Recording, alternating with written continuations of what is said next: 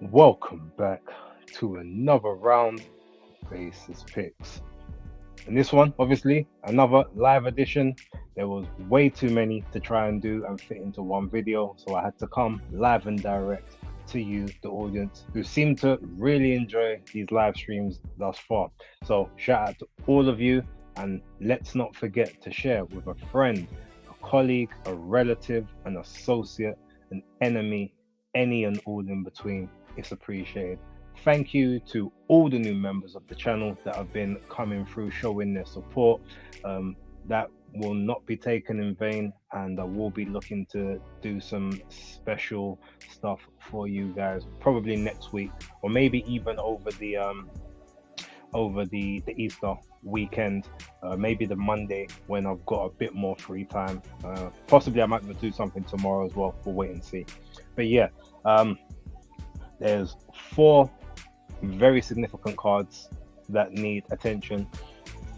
There's also an OTX boxing card, so overtime boxing card that is taking place, I believe, tomorrow on the zone. I won't necessarily go into that one, but that's Pierce versus Villanueva. If you guys haven't watched the OTX promotions card yet, I would suggest doing so. They're very fun, very entertaining, and a very good concept. Whereby, obviously, if it goes to a draw, you keep the gloves on, and then you go into like sudden death rounds. So there are no draws. There must be a winner, which I quite like. So yeah, um, there's a lot to get through. So I'm trying to think what order we're gonna take this one in. Um, I guess we could do it sequential. That probably makes the most sense.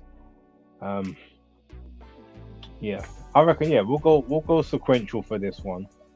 But before I do that, I've got to manners and respect the chat and everyone that is tuning in. Everybody tuned in as the stream went up. Everyone that's joining in now, the new people that are coming in and leaving their comments. So first of all, Jack Knight, one of the newest members of the channel, thank you very much. Says yo yo yo, not missing this one, and I appreciate the fact that you're not. Philip Answer, big ups to you each and every time. Stay blessed, be real. Big ups to you as well. Um, James, shout out to you. North Bank Bren in the building once again. Another member of the channel. Thank you very much, Bren. Yeah, shout out. Untraceable, big up and blessings to you as well. Now, look, as I said, there's a lot to go through. G Chain in the building as well. Salute to you. I know you was holding a little bit of corn earlier, but knowing you, you'll find a way to have the last laugh. So, yeah, shout out. Now, normally I want to wait a little bit, but today I'm getting straight into it. Anyone who misses the picks that they want, you're just gonna have to kind of go back. When the video's uploaded, you can go watch whatever part you want to watch.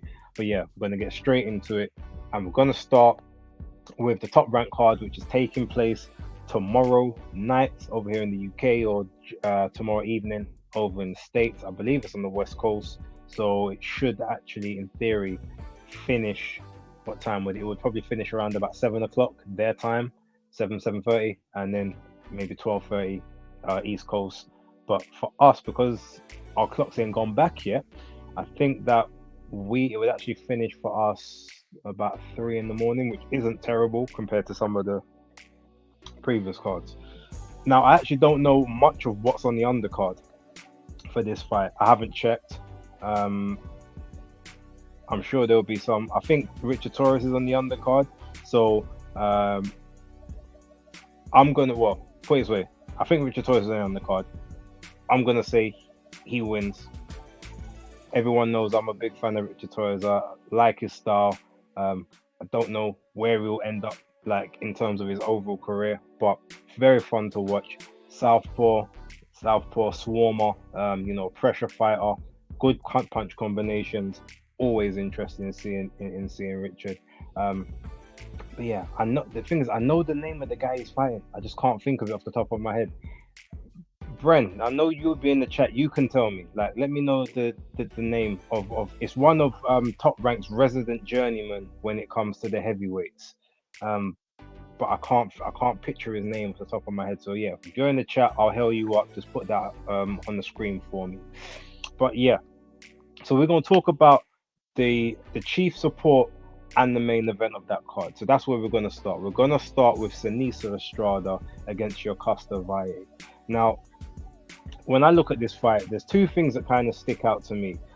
You will get there has been a bit of spin in this one, and Sinisa Estrada is very upset by the way it's come about. The fact that Yokasta Valle has basically said that she's ducked her for the longest amount of time, and she never really wanted the fight until there was no other choice. Whereas Anissa said no. Like when I was with Golden Boy, I'm the one that said I want that fight.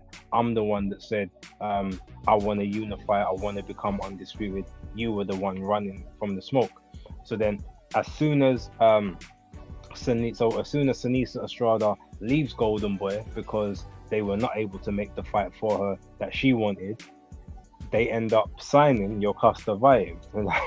So he's like, okay, so before, if you thought there was never a way for that to happen, now all of a sudden it just seems like to be further apart. Now she alleges that in the build up to this, she spoke to Eric Gomez and tried to make that fight last year before she hurt her hand, and Eric said, nope, we're not about to do that fight now. However, we then find out from their back and forth in the press conference and the talk segments and stuff that they had, that this is Yokasta Valle's last fight on a Golden Boy Promotions deal. So now they're like, okay, well, we'll make the fight now. I'm assuming it's going to be one of those situations. If Yokasta was to win, then there's maybe a first options on a new deal to take place. But if she loses, then obviously she will be cut from Golden Boy. I'm going to assume that's how the contract is working out. So let's look at the fight itself, the technicals of both individuals, both women. You've got Sinisa Estrada, who is the physically smaller of the two, not by much, but a little. You can tell that Yokasta, I guess, is slightly a bit thicker and broader as an individual, and she will definitely, when she goes up the weights, she will carry her weight a bit more on her frame than Sinisa will. That being said, Sinisa, in terms of her style, she's a very unorthodox fighter, switch hitter. She fights very well from the orthodox stance and the southpaw stance.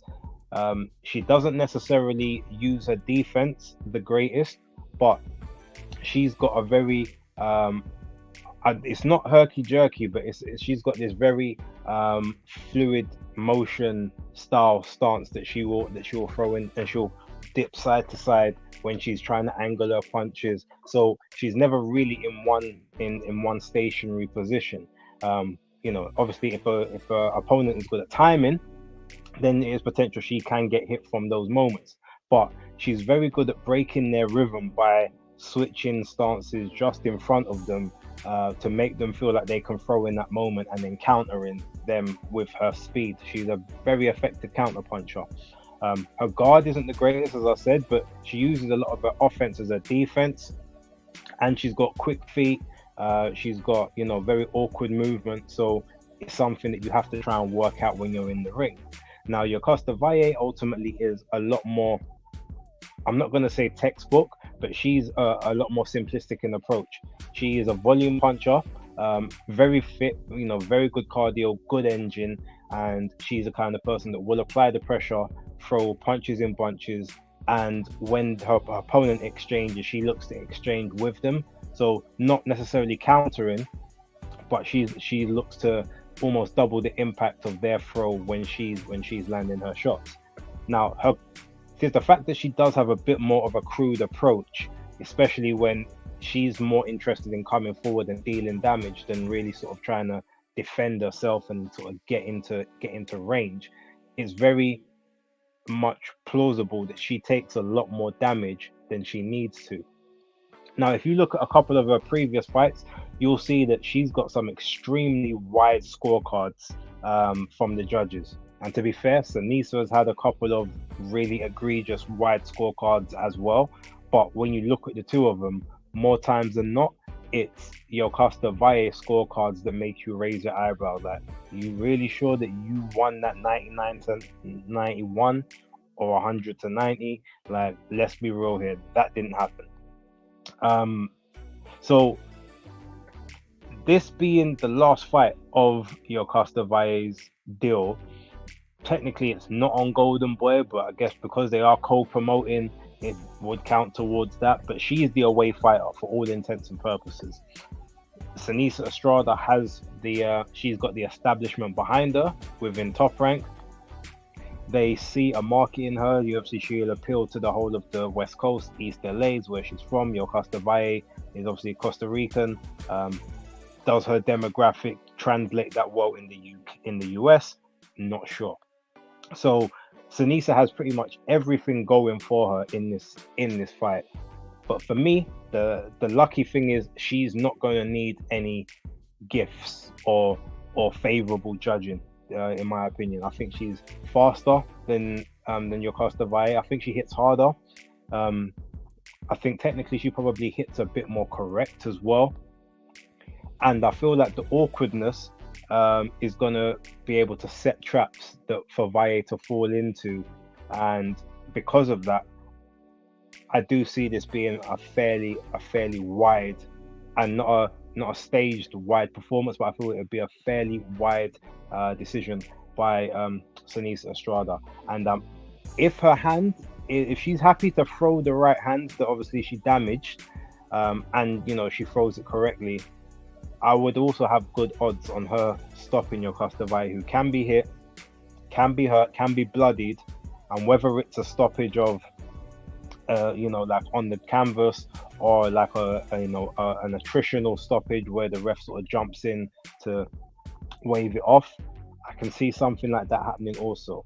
That's not to say Yokasta Vae won't have her moments, but if you just look at the amount of common opponents they have and the way that Seniesa has dealt with the majority of them compared to Yokasta Vae, who for the most part has actually gone life and death with some, and she's actually lost to a couple as well, everything just stacks up in Senesa's favor. So that's where I'm going. I'm going to go with a unanimous decision, a very comfortable on the scorecards decision, and not ruling out the potential stoppage in the fight.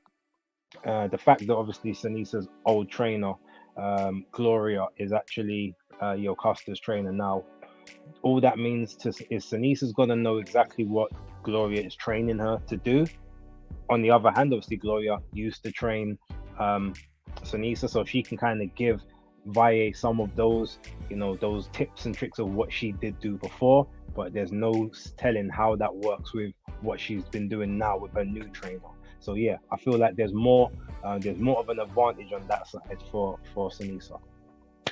Okay, before I jump into the next one, I want to say a big hey to Kame. Shout outs to you. Yes, you made it, and I'm glad you did. Newest member of the channel, and I did see your membership as I went off the air yesterday, so I did write a comment to say thank you, but I was giving you your flowers and your respect now, and I hope that I see you on Monday for the for the boxing debate with myself, October Red, and Maestro. So I do hope you can make that one. Obafemi Alabi, big ups to you as well. Thank you very much for joining. It's appreciated. I do appreciate that totally. Okay, now let's move on to Oscar Valdez versus Liam Wilson. Now this fight is very interesting to me, purely because on paper, look, both of them have got very credible amateur backgrounds. Oscar is a two-time Olympian, I believe. Liam Wilson, I can't remember if he went to the Olympics or not, but also a very decorated amateur. I think he had in excess of 90 amateur bouts. Could be a little bit off on that number there, but I know that he's, both of them, did pretty well in the amateur circuits in their respective territories. Now, Valdez, if you look from an actual technical standpoint, is the much better, more technically sound boxer of the two. But what Wilson does better is he knows how to get better distance on his shots. So he knows how to catch people at the end of his shots a lot better than Oscar Valdez does. He normally leaps into a shot and then uses that momentum to sort of get himself on the inside to try and create combinations, which someone like Liam Wilson will be able to take that half step back, maybe that full step, and throw a straight counter down the center to try and offset. I think the issue in this fight and the way this fight ultimately breaks down is Oscar Valdez now a shot-worn version of himself?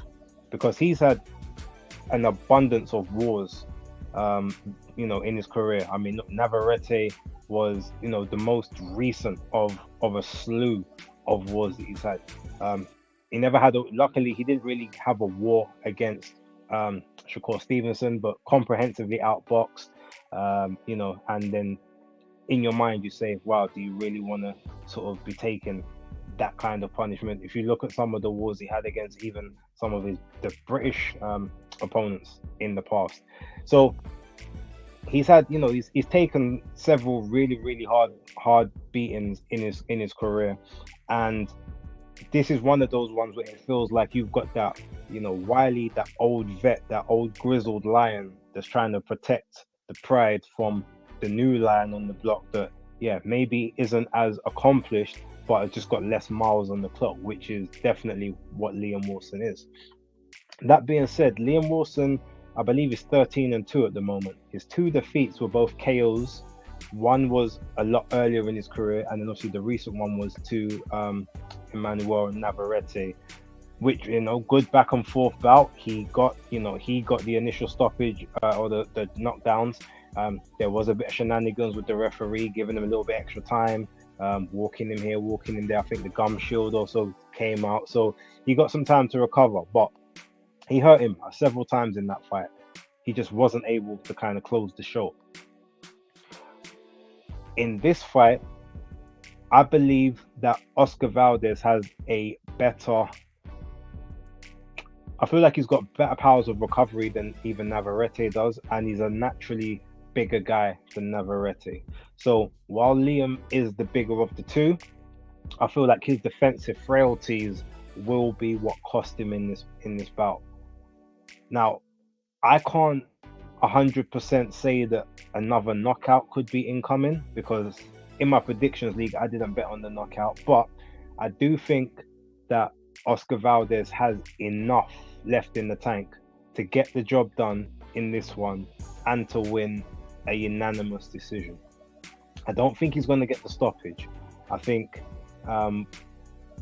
because I don't think he's going to be able to throw the punches in the necessary combinations that it's going to take to stop Liam Wilson.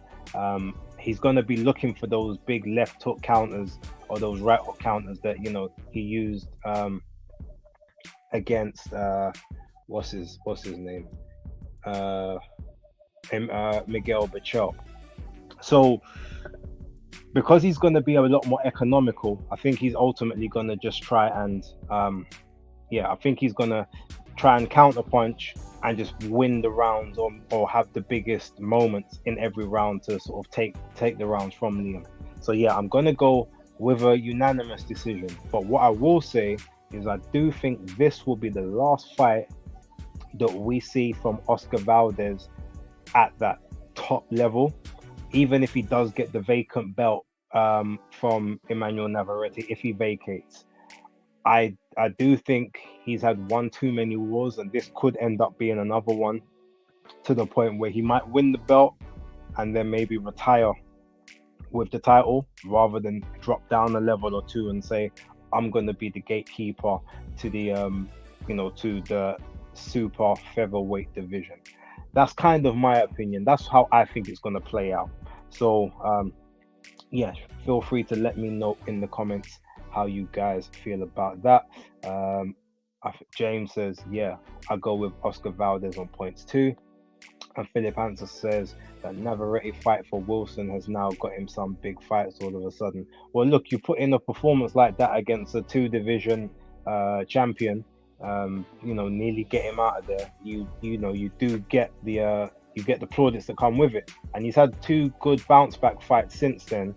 But I always have the feeling like Liam Wilson is one of those guys where you bring him in to lose to your best guys to make them look great, but you make sure that you give him enough good quality fights in between, that he can make those other fights competitive, but it looks better on your guy's record when he's coming off a 2, 3, and 4 defeats. That's kind of how I see it with someone like him. But in the comments, you could always let me know if you disagree. Jack Knight says, yeah, to be expected when you do great work at the end of the day. Oh, appreciate that. Thank you very much, man. Speaking of which, to let everyone know, I was at the public workout earlier on. Well, it was a media workout for the Wardley versus Clark fight. I did some interviews for the Undefeated podcast channel. So there's a Chris Congo interview and an Alan Babbage interview. They're quite short, but yeah, that's over there. So when those get uploaded, go over there. Obviously, put in the comments that great work, mate. So whatever you want to say, just so so we just know that I'm still a valuable member of the team and all that good stuff. I'm gonna be at the press conference tomorrow. I'm gonna get more content. I'm gonna get some content for them as much as I can, but I'm also gonna get a lot for this channel too. So we're gonna get a couple more Basis Talks episodes, and you know what? I might do the membership only as well, just for you guys who did, put your subscriptions in. So yeah, any of you who are interested in getting some more base talks, let me know, and I'll see what I can do for you lot tomorrow. Okay, right. So that's that one. Now let's look at the. Okay, so I guess the card I've got access to is the Glamarian versus Ramirez fight. I don't actually know what's on the undercard. Skyline, a shout out to you. Basically, you stick it on Shalom, no Diddy. Yeah, look, you know what?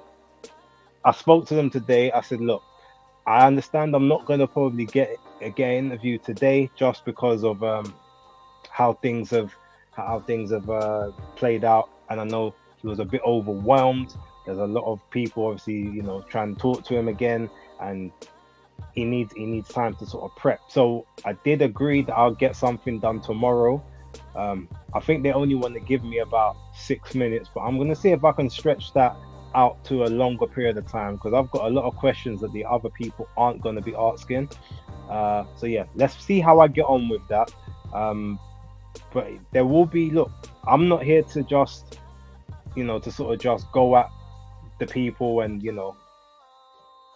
have that sort of effect, but there are some very hard questions that I do have in mind for Ben on certain things, some things historical, some things present, but there's also some praise that I've got for him as well, that I want him to know that not everything he's doing is bad. So don't worry, you guys will get the answers that you want, and whether it's on this channel or whether it's on Undefeated, you will get the hard hitting questions that only Face the Kid is brave enough to deliver.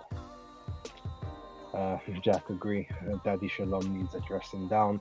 And James, no point, as he doesn't really answer the questions. But you see, that's where it's a bit different, James, because I'm not just gonna move on without getting an answer. Whether it's an answer I like or not is irrelevant, but I will get the answers to my questions. I've got them with Frank Warren, I've got them with Eddie Hearn, I've got them with Frank Smith. Ben Shalom is going to be no different, and I'm not going to treat him any different. So, yeah. Can you ask about why Okoli's rematch clause is being pushed to the side? Like I said, don't worry. I know what I'm going to ask him. That isn't particularly what I was going to ask, but Lawrence Okoli is going to be in the line of questioning, so don't worry. You'll get that. All right, last one here. By the way, we're spot on regarding the Tunde and Yard. Looks like Tunde is the one being difficult. Warren is pissed off. Yep, I saw that earlier. I broke that to my chats. Obviously, the lovely October uploaded part of the conversation on the on Twitter for everyone to see. So yeah, like I said, time proves me right a lot of the time. Not always, but a lot of time I'll say something and then it seems to come to fruition afterwards. So long may that continue, and we'll see kind of what becomes of this situation moving forward. And North Bank always got to respond to you. They even managed to get a classic shoulder roll, do me a favor from Uncle Frank. It had to be done. Like, but you know what? I can't lie. I was waiting for those Frank interviews, but because it takes so long to kind of get to them, sometimes you don't really get to have enough time to really sort of go into what you want. But I got enough of the questions I needed out of him at that moment. And since then, me and him have had a couple of back and forths. Um, the one on the video, I think it's episode 183, where the title of it is Bollocks. That one as well is a pretty good little interview and a back and forth and exchange that we had. Skyliners. Sunday is far too sensitive, even when people ask valid questions. Base and Uncle Frank got good rapport. I appreciate it. All right, cool. That's it. It's enough of that for now. But yeah, we'll get into all of that. Let's go to Arsene Goulamirian against Zurdo Ramirez. Now, like I said, I don't actually know what's on the undercard for this. So this is the only fight I can really talk about. But knowing Golden Boy cards, a lot of the time their undercards and are actually very fun. I see this fight playing out in one of two ways. When you look at it, you've got Arsene Goulamirian, who's been out of the ring since about November 2022, sorry. So, we're looking at like 15, 16 months since he last fought. But the one thing about him is his style isn't based on timing. His style isn't based on trying to catch, sort of catch his opponent and, speed and everything. It's more of he's going to stand in front of you with a high, tight guard, and he's going to just try and work shots in. He's going to try and work shots around, but he starts slow. So in those moments where he starts slow, Zurdo Ramirez, who is going to be the naturally smaller guy of the two, who's probably a lot quicker than Goulamirian, even if he doesn't hit anywhere near as hard, he's gonna, especially also being in that southpaw stance, is gonna be a bit tricky for Goulamirian to try and pin down, especially in those early rounds. So I expect that Zurdo Ramirez basically peppers Goulamirian from the outside in the first sort of 4 to 5 rounds, and not makes it look easy, but makes it quite visible that he's winning all of those rounds. But from about round 5 to round 6, Arsene Goulamirian is a person that gets better as the fight goes on. He's a little bit like how Joe Joyce was, in the sense that he might start a bit slow, might work, sort of the jab. It doesn't really look like he's kicking into gear. Then all of a sudden it just starts to land. And it hits you, and then he gets on top of you, no diddy, and he just keeps moving. He just keeps forcing the pace. And he's just very much to the point where you're just hanging on because you're tired. He's working at the same steady pace he always works at, but you're having to work extra hard just to keep him off you. And I feel like that is going to be something that takes hold of Zurdo Ramirez in those middle rounds. Now, he's definitely, if he comes in at that 200-pound limit, he's going to be fleshy, because he hasn't developed that size into lean muscle or even bulk muscle yet. It's a lot of it is like sort of loose skin and just non-conditioning.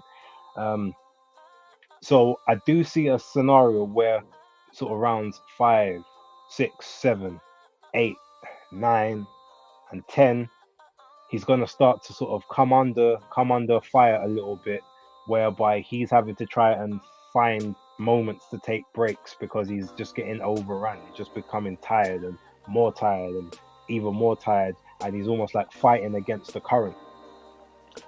But I do see that just a little bit similar to like the Joe Smith Jr. fight, even though bear in mind Joe Smith Jr. is a naturally smaller guy who doesn't throw or doesn't stay in sight as much as Arsene Goulamirian does. I feel like it's just going to be a situation where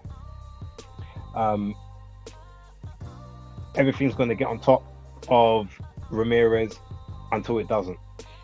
And I think rounds 10, 11, 12, he would have been able to store up enough energy reserves, knowing that the fight's almost over, to go for one last salvo, maybe even some inside trading from time to time, but being able to get back on the feet, box and move, box and move, and use those, sort of use those feints and those angles, especially from the southpaw stance, to be able to, um, you know, to be able to then just get those last couple rounds out the bag and pull out a victory. I am expecting a Zurdo Ramirez unanimous decision. Um, it may very well end up being a split to quote unquote make it look good, but I believe that he doesn't hit the deck in this fight, and as long as he stays on his feet, I do believe Golden Boy will make sure that that belt ends up in his possession. I do think it will actually be a legitimate version, to be honest, but I do think he does win this fight, regardless of what happens outside of getting knocked out.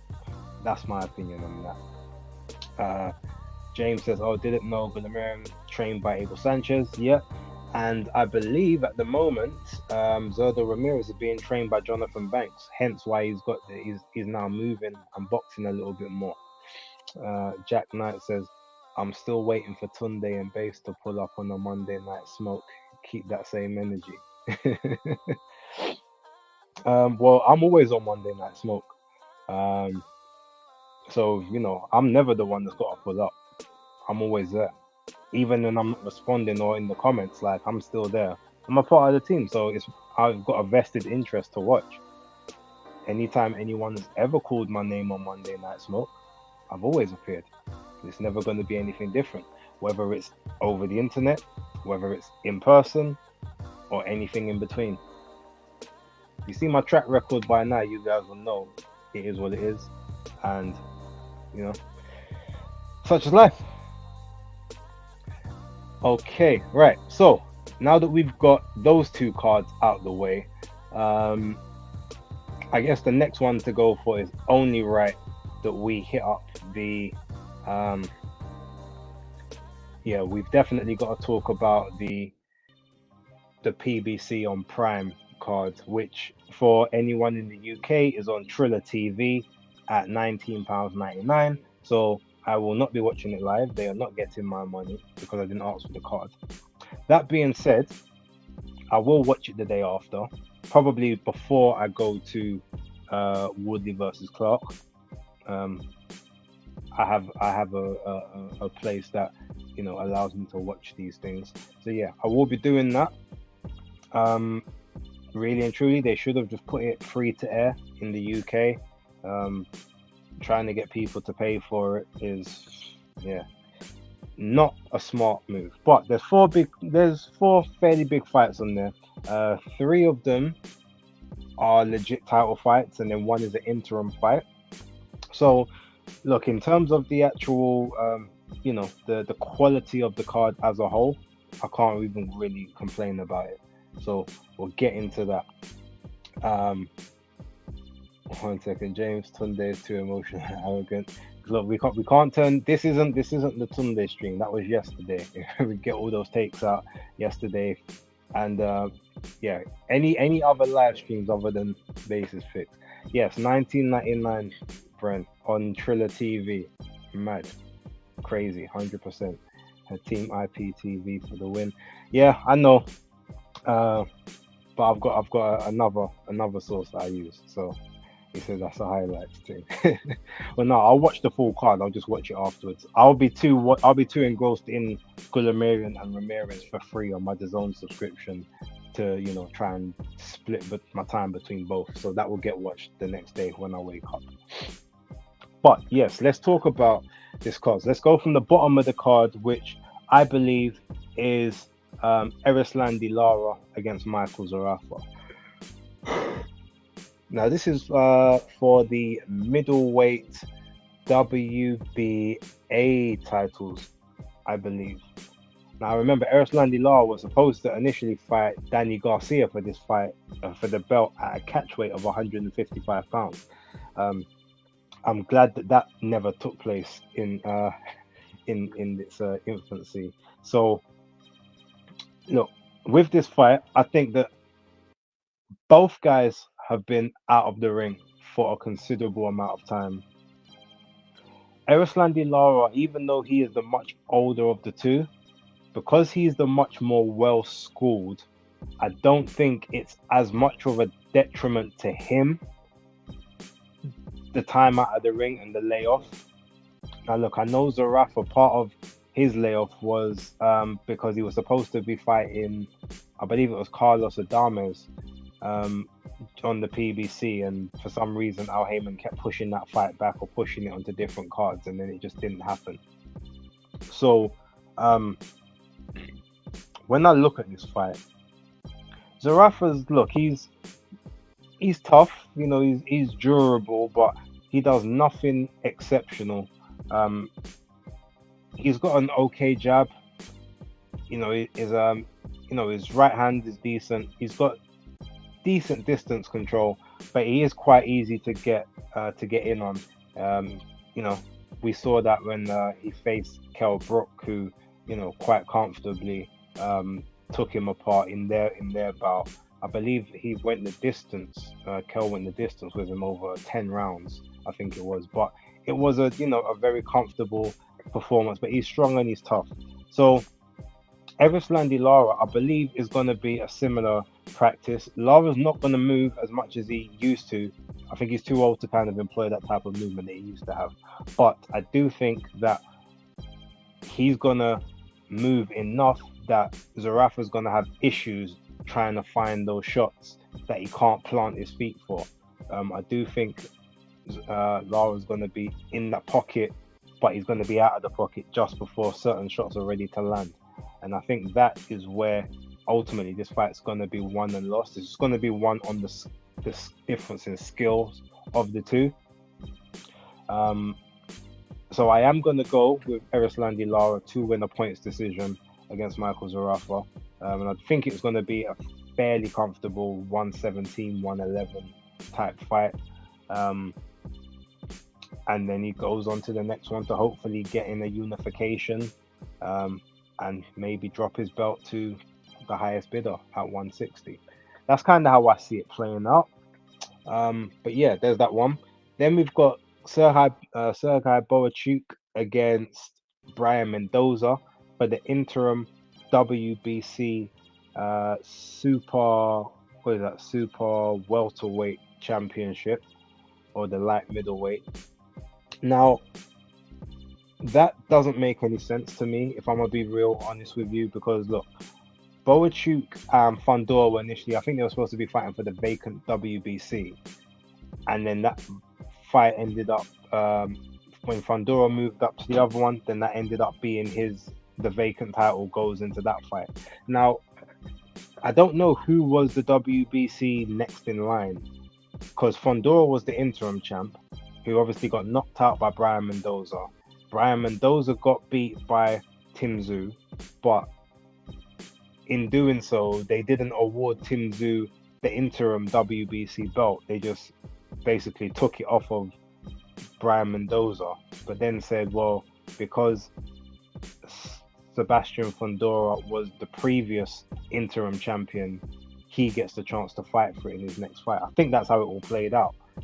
But now, obviously, the vacant belt is on the line for him, so Boachuk then becomes the next in line for that belt, or maybe Brian Mendoza is in line for that one because he was the last interim WBC champion.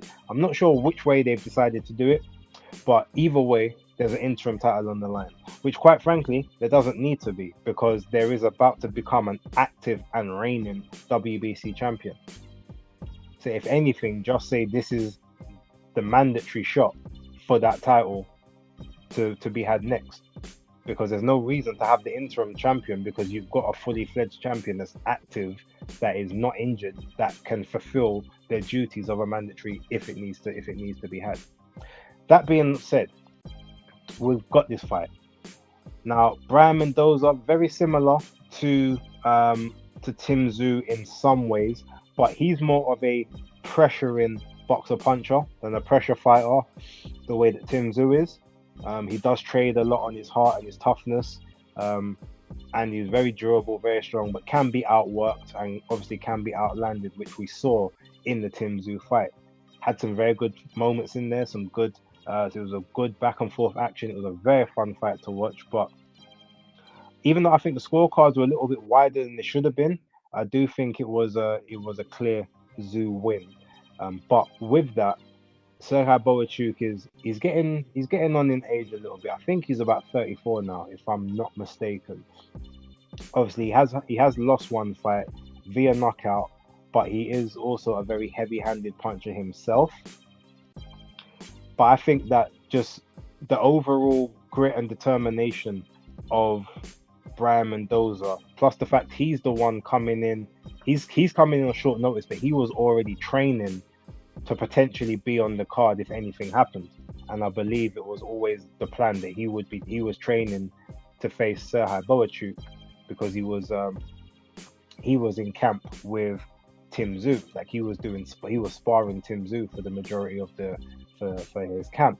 So he's good, he's sharp, he's ready to go. It's Sergei Boachuk who was, preparing for this southpaw 6'6" guy, and now has got this 5'9", 5'10" guy who's a lot more of a front foot counter puncher who, is not just going to sit in the pocket and collapse the pocket on you and wait for you to, to try to rough him up for you to catch your angles. He's going to be a lot busier with his hands, but he's also going to be trying to offset and use his physicality to push you back with 1-2s and big hooks.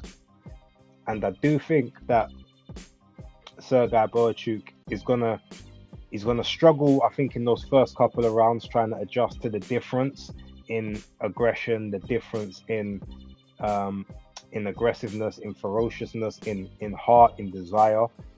I think he's going to have some good moments in those middle rounds when he starts to try and work patterns and angles in and around Brian Mendoza, who can be very crude at times.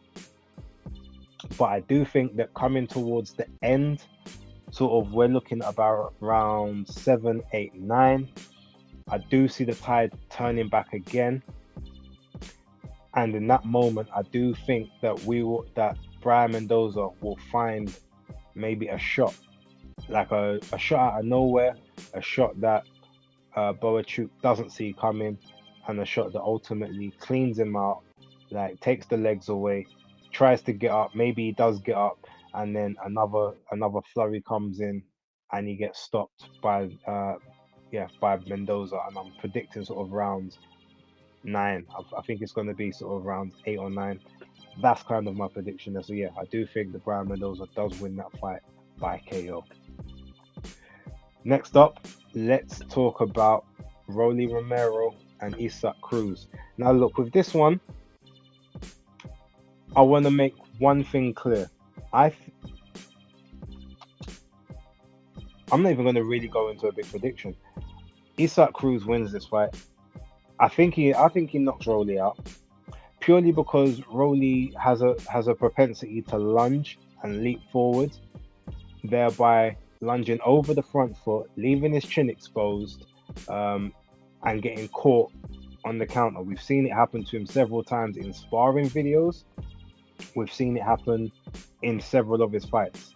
It happened against Ishmael Barroso, happened against Tank Davis, and I believe it even happened in his fight against Jackson Marinez and Anthony Yiggit. Just they just didn't have the necessary power to actually put him down. But he makes the similar mistakes, and even though he's training with Ishmael Salas, he just strikes me as a kind of person that almost does what he wants to do. He might listen for a piece, but when the going gets tough and he's got to think, I think he's going to revert back to type. Now, this by no means I actually think Isaac Cruz is any good. I actually think he's trash as well. I just think, unfortunately, Rolly's worse. So, in a battle of, the untechnicals, as we're going to call them, Isaac Cruz is good, obviously, being able to get into range and get onto the inside. He may have to take some shots and eat some shots while he is jumping onto the inside, but I believe, is strong enough to take them. And I believe the fact that he obviously is from Mexico City, trains at high altitude, is going to have an engine on him that Rolly just can't match. I don't think Rolly is gonna be able to execute those long range punches, which is where he's gonna have to keep Isaac Cruz if he wants to have success. Um, Now it won't be like Rolly's last fight because I can't remember the name of that guy. I think he was 6'1" or 5'11" to 6'1", but he was purposefully moving, like boxing, moving and trying to move around the ring. Like Rolly Romero is not a mover like that. He will try and plant his feet because he thinks he's got power. So he's gonna hold his feet to try and land that power. And I think because of that is ultimately where he's gonna end up getting himself caught. And so yeah, my prediction is Isaac Cruz to win via KO. Probably it could be as early as the fourth round, but I reckon conservatively, I'm gonna say round 7. I think round 7, round 8, somewhere around there. I think he's gonna just get overwhelmed, outworked, taken out. So yeah, that's my prediction. Hot Pie, shout out to you. Skyline said Frank Warren cracked me off when you called Froch a green-eyed bastard. Yeah, I mean that was look, Frank is the king of the one-liners when it comes to the promoters, and he hasn't missed a beat. Although I can't lie, I do miss Bitter Frank a little bit. Remember that Frank that was just so steaming that Matchroom were leaps ahead like 2 years ago. That Frank used to come out with the vitriol, and the eyes used to be bloodshot, and he just rage, and there was, he might spit towards the camera, and there was loads of expletives. That's the Frank I love. Like I like chill Frank as well. I like funny Frank, but that angry Frank is like that made for YouTube gold. So maybe someone can upset him to the point where he gets back to that full-fledged version. But yeah, we'll find out.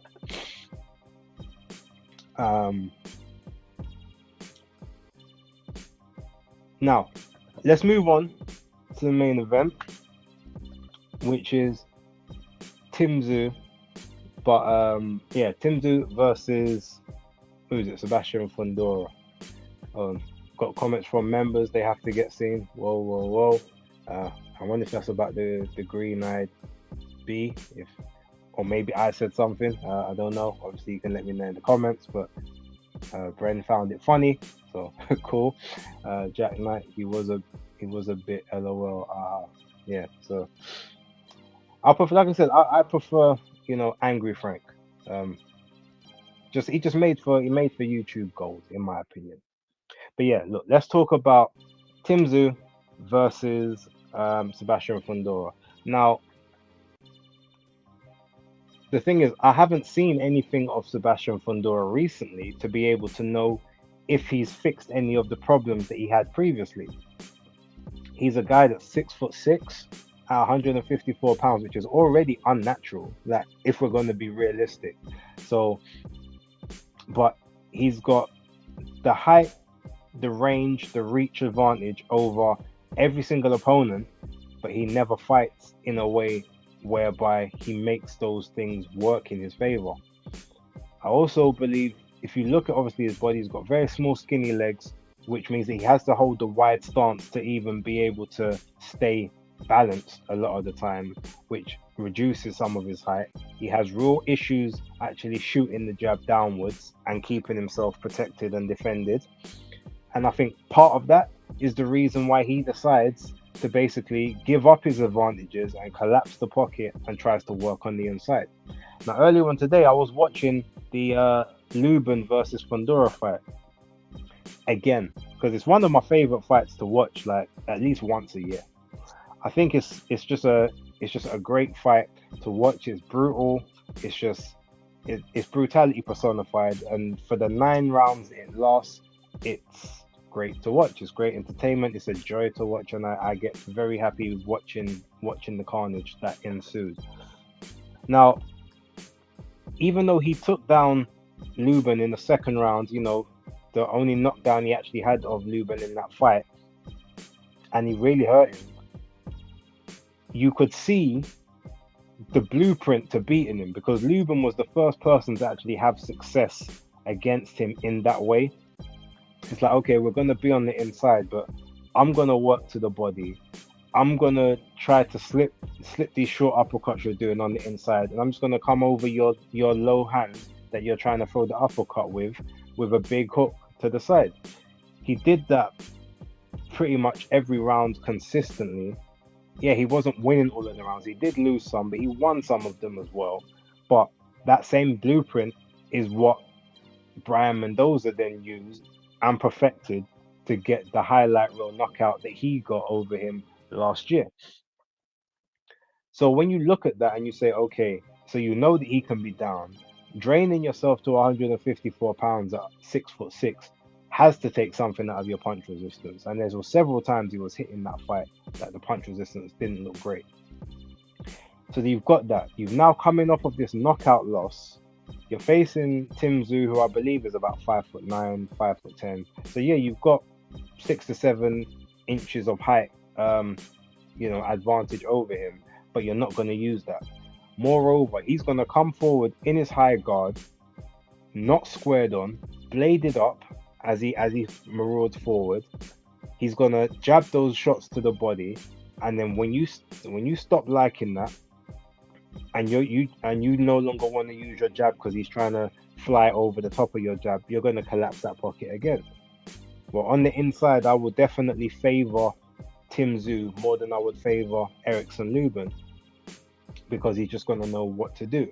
Also, the same way that Sebastian Fundora has a great uppercut, or his uppercut is his favorite punch. So I shouldn't necessarily say it's great, but it's his favorite punch. Well, that is one of Tim Tszyu's favorite punches as well, and we see how effectively he uses those uppercuts, because he did it with great style and panache against Tony Harrison, to the point where it almost looked like the referee was, he must not have liked Tony for something Tony said before the fight, because he stayed from the other side of the ring watching those uppercuts come in 3, 4, 5. He didn't even jump in to stop it until Tony got up off the ground. Like, there was just no, and that's the kind of maliciousness we can get from Tim Tszyu. Now, Fundora coming off of this knockout loss, we don't know his punch resistance. Like, we don't know how much he's implemented in terms of any new tricks of the trade. At best, he might try and stay on his bike a bit more and move around the ring and make it hard for Tim Tszyu for the first 2-3 rounds. But he's going to revert to type.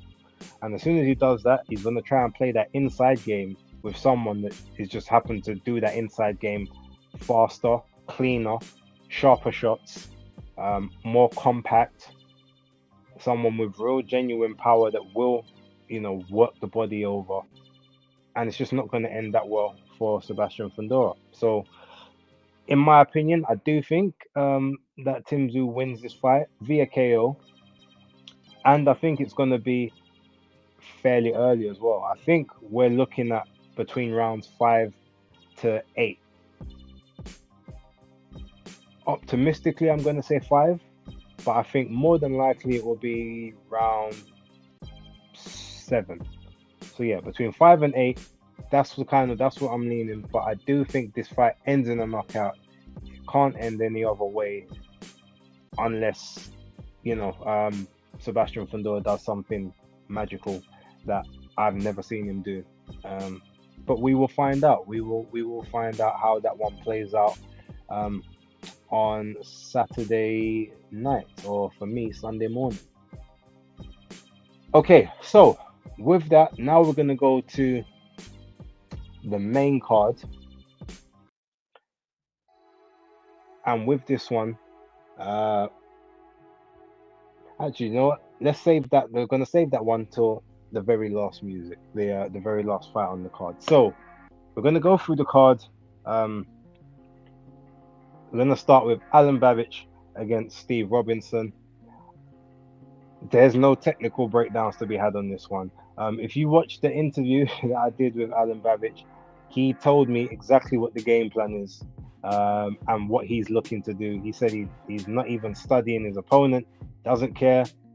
He's going straight for the knockout in round 1, and if it doesn't happen in round 1, it's happening in round 2. That's the energy he's on. So he's going to come in, barrel in those big overhand rights and those overhand lefts, and it's about whether Steve Robinson has got the energy to be able to absorb them and fire back. Now he's a much bigger guy than Allen, so ultimately in that sense, you've got to see, can he maybe impose some of his size and his will on Babic. But I'm going with Babic to win this one, to come back in devastating fashion against someone that to me is not of the same level, might be crude, very, can be fun to watch, but ultimately I do think he's getting knocked out, and I think it's inside the first 3 rounds, because his defense isn't good enough to save him from that. But if it lasts longer, hey, credit to him. But that's my prediction on that one. What is the next fight on that card? The next fight is Callum Simpson against, what's the guy's name? Is it Mabid or something like that? I can't remember his name. Apologies. However, what I will say is I even heard it from someone within the boxer camp. Callum Simpson is waiting for his British title shot. So this is nothing more than a run-out fight for him. So they weren't too bothered about the quality of the opposition for this one.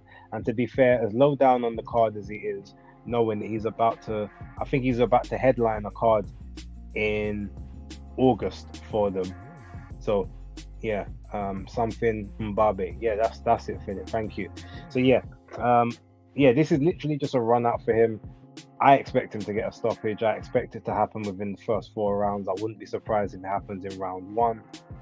But it's a showcase fight for him, just to keep him fresh in the minds of the opposition and of the British crowd, so that when he does fight again in August, and he has that big headlining fight, it should do better business for them as a company, as an organization. Right, the next fight on the card is, I'm trying to do these in order. What's the next fight that takes place? I think it's, alright, so there's that one, Robinson, there's Congo and Marku, Vidal Riley and Lawal, Clark and Wardley. But there's a fight I'm missing.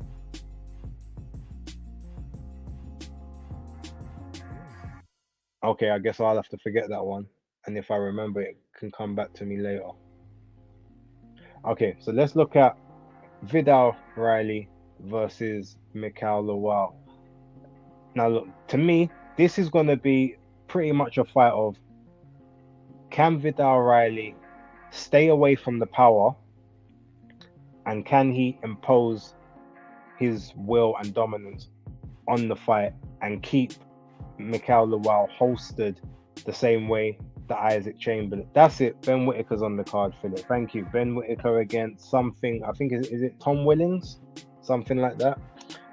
We'll talk about Ben afterwards. A shout out to Ben. Apologies, because there's no way I should have forgot that, because I saw him and his dad Tony earlier on. Shout out to Tony Whittaker, by the way, great guy. So Vidal Riley and Mikhail Lawal. Mikhail is not the most technical. He doesn't really have any proficient techniques or skills. He's got a decent jab. He's got the backhand is not ever thrown straight or correctly, but it is thrown with a lot of power. His body mechanics do lean to him being extremely heavy-handed. Now, if Vidal Riley can keep him holstered early, he can dominate this fight down the back stretch, possibly with his own power cause a late round stoppage. But if he does feel something early on in this fight that he's not a fan of, that he doesn't actually like, it could be more of a difficult battle, especially if he gives Mikhail Lawal confidence early on that he can hit him and he can hurt him. With that being said, though, for the level of amateur that Vidal Riley was, and the fact that he's been in the ring with much bigger punches, I believe, than Mikhail Lawal as an amateur, I am going with Vidal Riley to win this fight very comfortably. I think it's a 10 rounder. I don't think the English title is on the line for this one, but I do believe that he is going to win very comfortably. Unanimous decision, potentially late stoppage. You know, I'm going to be bold. I'm going for the late stoppage. I'm going to go with the stoppage. Not necessarily a clean KO, but there could be, whether it's cuts, whether it's the corner might pull a while out, whether maybe he's taking the beat and the referee jumps in. Yeah, I'm going to go bold, and I'm going with Vidal Riley via stoppage. Okay, moving on. Ben Whittaker and Leon Williams. Thank you very much, Tony. Yes, I knew the surname was Williams. I just couldn't remember what his first name was. I haven't seen him fight, but from what I'm aware, he's fairly high in the BoxRec rankings for the British light heavyweights. I think potentially was even ahead of Ben Whittaker, maybe up until the last fight. I'm not sure. I haven't seen anything of Leon Williams, but I've seen everything I need to see from Ben Whittaker to imagine that this is going to be another one of those fights that ends up virally on TikTok and Twittex and Instagram and whatever, and Twitch and whatever other platforms that they run on. The one thing I will say is I also think, because of what happened in the last fight, and knowing that Ben can sometimes be a bit F the authority, he can be a bit, oh, you don't want me to do this, all right, I'm going to do it even more, because that's normally what happens when you're rebellious or when you've got certain traits, things like ADHD. You tend to do things that just make you happy, and when people try to stop you from doing that stuff, it's almost like you double down because it's your comfort. And we know that his style, a lot of what he does is just a part of who he is and a part of his style. He knows when to do it, he knows when not to do it, but it's not something he can take out. But I feel as if, because of how the ref was moving in the last fight, he's going to make even more of a point to do it now. And whereas he's in the ring with Williams, who, okay, Tony says he's ranked 16 in the UK and Ben is now 15, right? So they're one apart from each other in those BoxRec rankings, which works. So he can't be called a journeyman yet. He's still gonna have something. He's still gonna have a winning mentality, or he's gonna be trying to put the pressure on to destroy the to upset the apple cart and basically ruin Ben's legacy. And I think everyone is now gonna have that as their mantra, and I think a lot of that will end up playing into Ben's hands. I don't think he's gonna be as egregious as he was in the last fight, but I think he's gonna do a lot to frustrate and embarrass Leon in the fight. I do see another stoppage happening, and I'm predicting it probably about the 6th round, because I do think that from what I've heard, he is actually, he's coming to fight, even though he did take it on a couple of weeks' notice.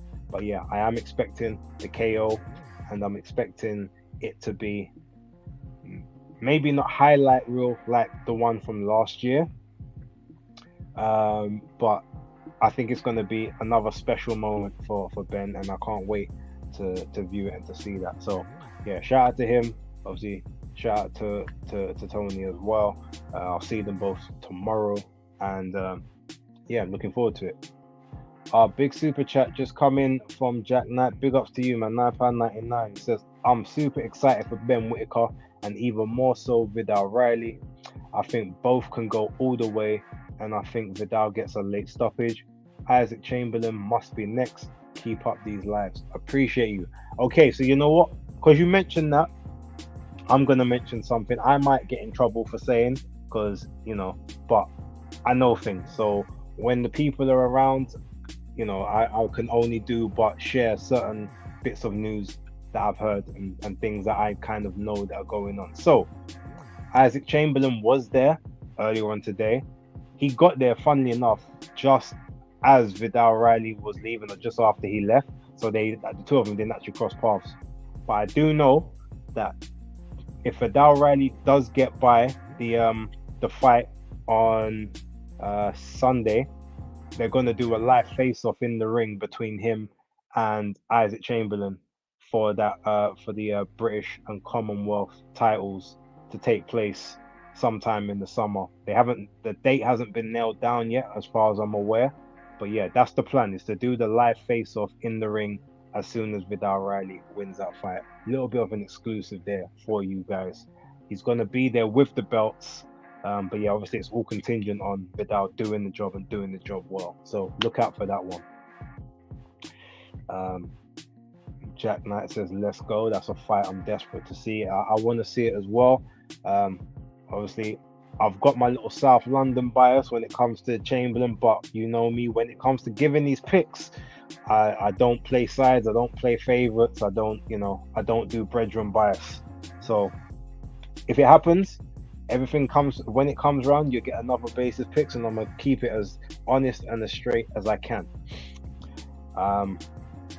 Right, so that is everything up to what is going to be a chief support, which is Florian Marku versus Chris Kongo, because Florian, I do believe, is technically the A side in this bout. Now look, Chris Kongo, great guy from the ends, South London, South London born and bred. Again, I had the pleasure of chatting to him earlier on today. Very good brother.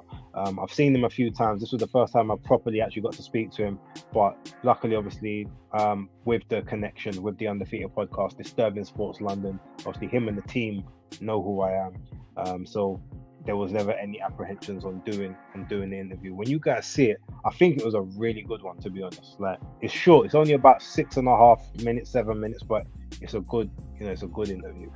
And the way I see this, if we're looking at this from nothing but a technical point of view, Chris Kongo is a lot more sound technically than Florian Marku. Now, one thing Florian has is Florian's got an ego about him, and that ego makes him almost want to prove that he's better than you at what you do.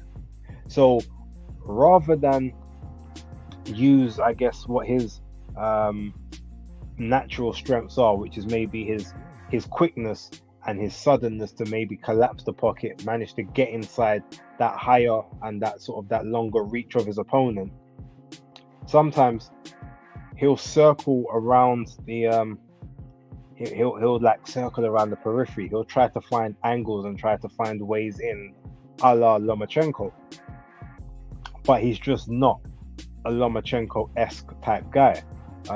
He's a lot more crude than that. He's heavy-handed, but he's more heavy-handed from the perspective of he throws everything behind his shots rather than having a very good technique. And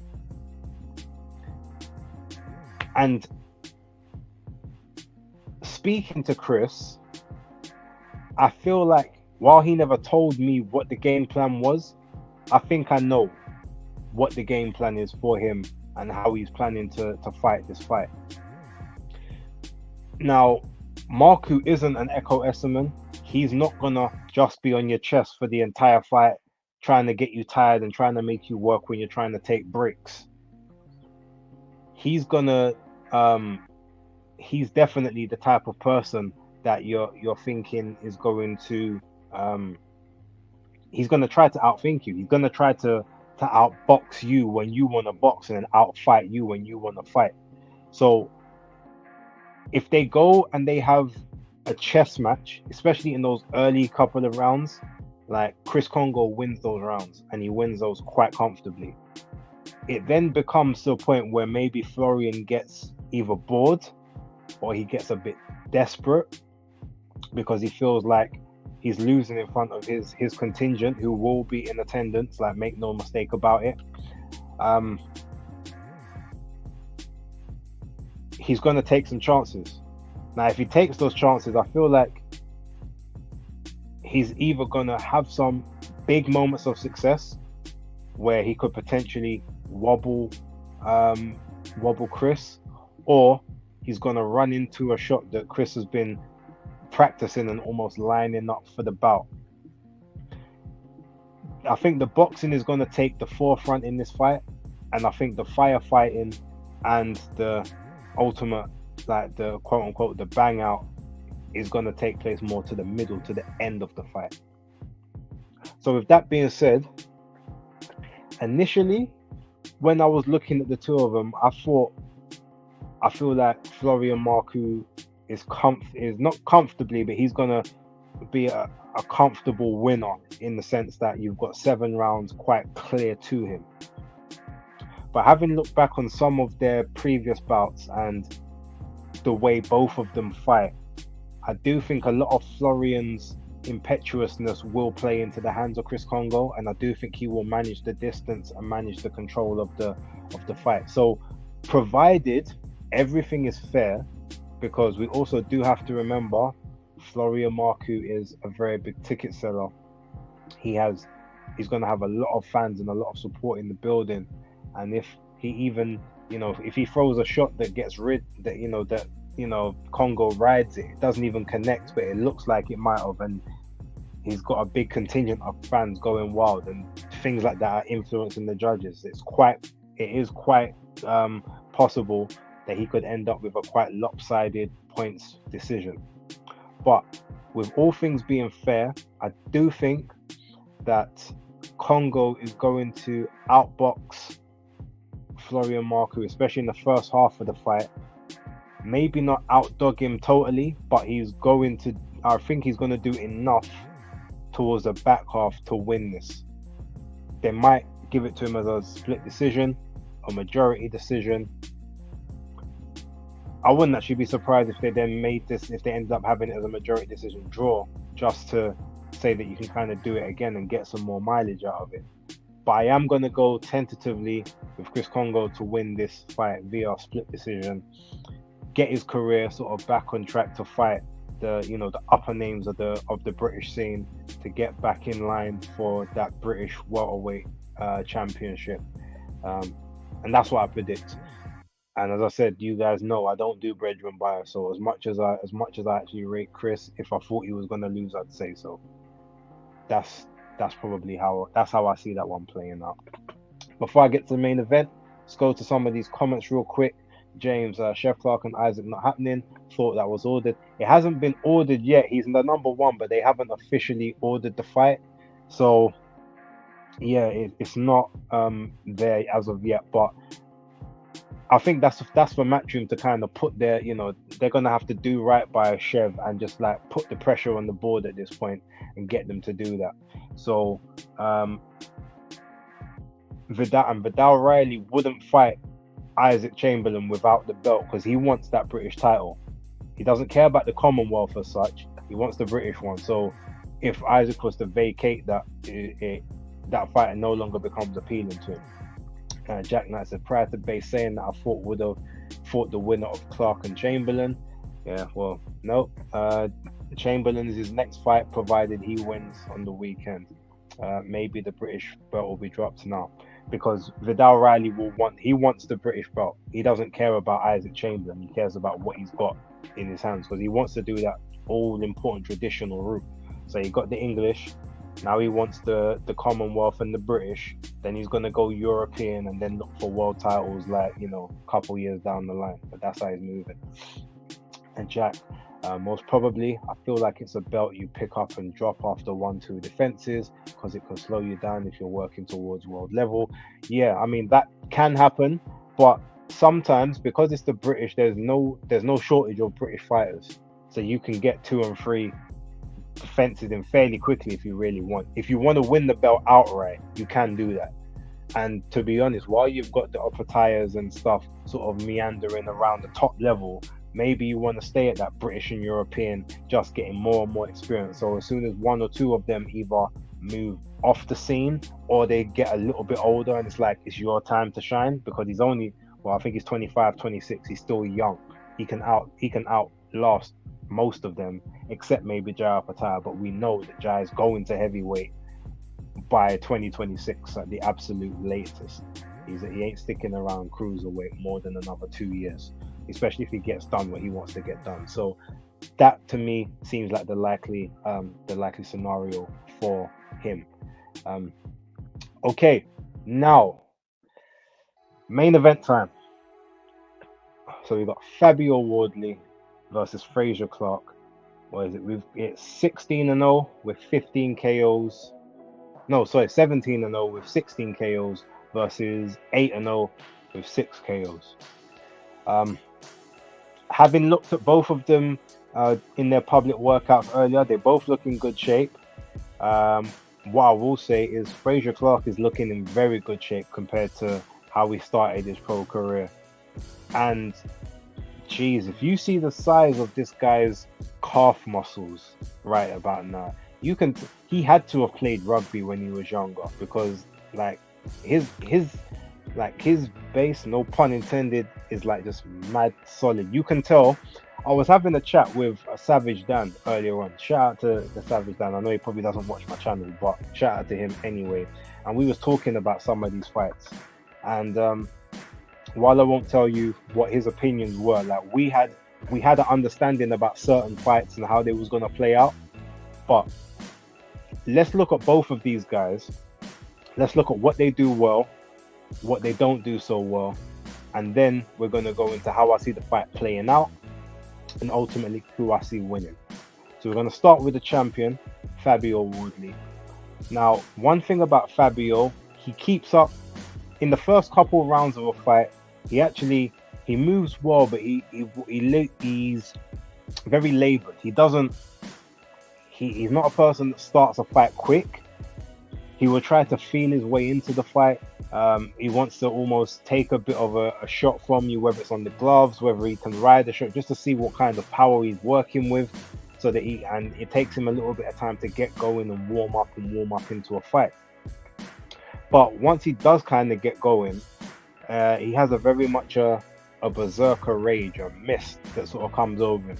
If you know anyone, I guess, who used to watch the X-Men cartoons or play the X-Men games, you have Wolverine, he's got that berserker mode when he just becomes sort of savage, and for that moment in time, he's invincible until the berserker rage drops, and then he sort of becomes very vulnerable at that moment because he's expended so much energy. That reminds me a little bit of how Fabio is. Like, he needs to feel a shot, he needs to feel danger to wake up, to stay switched on, and he doesn't, unfortunately, value his opponent's power or their presence until they put him in that moment of danger for him to switch on. So he never starts a fight in that mode of, okay, defense up, like, gotta be responsible, gotta stick behind the jab, gotta move the feet. Like, he'll be a bit more lazy with it. He'll try to probe with his lead hand. He'll throw the backhand occasionally just to see how you move with it. He's trying to work out what your tells are, but he can be a bit sloppy in the exchanges while that's happening. That being said, he also has, especially in the Adelier fight, he was very much a bit more. He was a bit more focused. He still took some of those, silly shots, but not as many as he was before. He was moving a bit better, and he was. I thought he was doing a lot more conservative work and trying to pick out his opponent. Obviously, as we know, if he gets angry, if he takes a really hard shot and almost he's in trouble or he gets hurt, he's one of those ones. He's at his most dangerous when he's hurt. There's been quite a few fighters in the past who were like that. Evander Holyfield was one of the most dangerous fighters when you hurt him. Who else was of that kind of ilk? George Foreman was a bit like that, especially in the second run when he got hurt. He was, but obviously the most famous of them all is Nigel Benn. Like, if you hurt him in a fight, you're in for a long night. So it's better you just try and outbox him from the outside, because whenever he's hurt, unless you knock him out cold, like he's at his most dangerous. And that, to me, is Fabio. He needs to be in danger in that dark place to really sort of get himself out of. And it's a bit like that. What's that film? The film Southpaw. the boxer in that was a bit like that. He had to take a beating before he really switched on, and and that's Fabio, basically. Now, on the other side, you've got Fraser Clark, who's look very technically sound. He's got look, he's got decent movement. He's not very quick off foot. He hasn't got great hand speed, but his timing is quite good and his shots are accurate. And he's pretty thudding as well. He's got yeah, James, you're right. Artur Beterbiev is also another one dangerous when hurt. That's true, very true. But yeah, so he's a lot more textbook. He likes to feint with the front foot. Fabio's a bit more unorthodox, but he's a quicker. He'll look for the angles. You've got Fraser Clark, who's a lot more. He'll try to employ timing to basically get the best of Fabio, as opposed to trying to beat him to the punch. He'll try and offset, and he'll just try to get to shoot when he shoots, and trust that his defensive capabilities as a former Olympian, as someone that's been through the amateur system, will hold him in good stead. I think Fabio, pound for pound, hits the harder of the two, but I think that Fraser has the more clubbing shots, like maybe the more impactful shots. Fabio, I think, hits harder, but Fraser, I think, is more impactful with each individual shot, even though they're not necessarily one punch hitter quitters kind of thing. So when I look at this fight, I think of it in two ways. I think Fraser Clark is going to come into this fight and take center ring, so he's going to make Fabio Wardley have to move around him, have to find the angles. But while he's doing that, if Fabio's got to move, then round by round, that's going to chip away a little bit of energy, because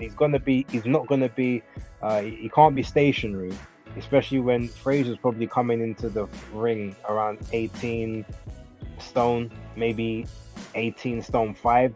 Like, he's going to be a very, very big guy in there. Fabio might be coming in around about the 17 stone mark, 16 and a half to 17, but the size difference between the two is going to be visible. So Fabio's going to have to use his speed, he's going to have to use his quickness, and he's going to have to use his combinations when he's like in range, but he's going to have to be able to get in and get out and not allow Fraser Clark to time him. That's his best entry. Now, as I said to Savage Dan earlier, I think this fight is won in those first 5 rounds. But when I say that, I don't mean a knockout happens in those first 5 rounds, but whoever wins those first 5 rounds, whether they win 3 of the 5 or 4 of the 5, or all 5 of them, whoever wins that wins this fight. And the reason I say that, if it's Fabio Wardley, I believe if he wins those first 5 rounds, he can do enough to whereby Fraser, he could end up being busted up. We know he's got that scar tissue around the eyes. It's very possible that those could, that those old cuts could open themselves up, and he could be in problems with that. But also, if he starts to take a beating in those first 5 rounds, and he's got to try and force the pace in the next 5 to 7, he's never had to fight at a pace where now he's basically gonna start running an empty. Now Fabio Wardley can reduce his work rate after that point and look for the counter punches, because Fraser's gonna have to work extra hard to make sure that he wins those rounds, in order to make sure that he obviously gets the decision. Whereas when it comes to the other way around, if Fraser is able to take center ring and dominate the center ring for the first 5 rounds, Fabio at some point is not going to stay disciplined and say, okay, let me just keep working as I'm working. He's going to try and do something to claw the fight back. If he feels like he's 5 rounds down, he's probably not going to think, okay, I can get a points decision out of this. He's going to end up going for broke probably around round 6, 7 or 8, which could then lead into Fraser Clark's hands, by which point then he can either start timing him, or he can either start them busting him up or making him work extra hard. So that when it gets to sort of round 9 or 10 or 11, because he's done the 10 rounds before, whereas Fabio's never gone past 7, at that point he can start to maybe unload some heavier shots and potentially get Fabio out of there in those later rounds, or do enough to win comfortably on the points decision. So look, ultimately, I think the fight is going to play out as Frazier is going to take center ring in those first 5. He's going to be working behind his jab. He's going to stab to the body several occasions. He's going to try and throw the backhand upstairs a few times. I don't think they're going to connect, but he's going to be I feel like he's going to be doing just enough to outwork Fabio in that first part of the fight. Fabio will come on strong in those middle rounds after, especially if his nose gets busted up, as sometimes does happen with him. I feel like there's going to be a couple of moments where he's going to swing and Frazier's going to have to manage the emotion. He's going to have to manage the output, and he's going to have to manage those shots. And at that point, I think he's going to be able to get through that. And I think Fabio, having pushed as much of his physical energy as he can out in those first sort of 6-7 rounds, I think Frazier takes him down the stretch, round 7, round 8, round 9. I think it starts to all get a bit on top for Fabio. He might see the final bell. That is a distinct possibility, but I do predict round 10, round 11, I'm predicting a Frazier Clark stoppage. So I had Woodley as my pick for probably the last 3-4 weeks, the last month, but looking back at the way they fight and some of the chances that Fabio takes, like, this is the most technically sound person he's been in the ring with, who's just as hungry as him, who's got a lot more to lose than he does in this fight. And I think because of that, we're gonna see, maybe not to say the coming out of Frazier Clark, but we're gonna see the fact that as an actual boxer, he is just a little level above Fabio Wardley. Now, playing devil's advocate, I actually prefer Fabio more. I like him a lot more as a boxer. He's more entertaining, but I do think he does lose this fight.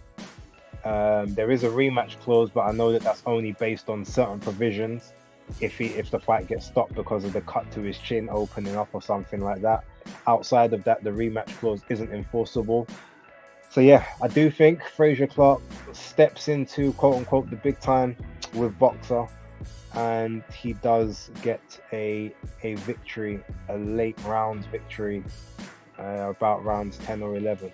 That's my pick.